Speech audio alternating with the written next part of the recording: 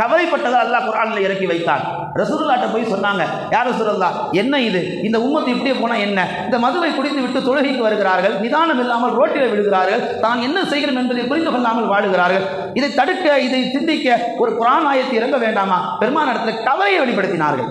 வெளிப்படுத்தி விட்டு போனதுதான் அடுத்த கணம் அல்லாஹ் வஹியை இறக்கி விட்டார். இப்போ இந்த உம்மத்திற்கு உமர் ரலியல்லாஹு அவர்கள் சொல்ல வரக்கூடிய செய்தி, காலங்காலமாக இந்தியாவை 1000 மன்னர்கள் ஆண்டார்கள், 800 ஆண்டு காலம்.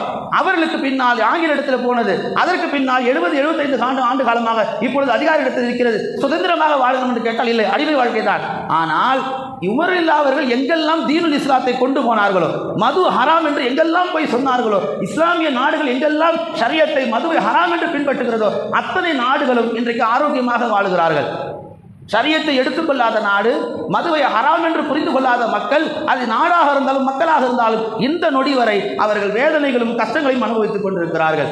உமருடைய கவலை ஒரு தொலைதூக்கு சிந்தனை, கொஞ்சம் சிந்தனை அல்ல, ரொம்ப தொலைதூக்கு சிந்தனை. இந்த உம்மத்து மதுவிலே மூழ்கிவிடக் கூடாது என்பதற்காக தொலைதூக்கு சிந்தனையாக இந்த உம்மத்திற்கு ஒரு அல்லாஹ்விடத்தில் வசனத்தை இறக்கி தந்தார்கள். அப்படி இல்லாட்டா கொஞ்சம் ஆழமா யோசிச்சு பாருங்க. உமரை யோசிக்காட்டா இந்த உம்மத்துக்கு மது ஹலாலாகவே இருந்திருக்கும். என்ன எப்படி ஆயிருக்குன்னா, தொழுகைக்கு இப்படி ஏலான் பண்ணுவாங்க பள்ளிவாசல்களில், அன்பார்ந்த ஜமாத்தார்களே, நீங்கள் தொழுகைக்கு வரும்பொழுது மதுவை குடித்து விட்டு வராதீர்கள், தொழுகை முடித்ததற்கு பின்னால் மதுவை அருந்துங்கள், இப்படி தான் ஏலான் பண்ணணும். உமர் கவலை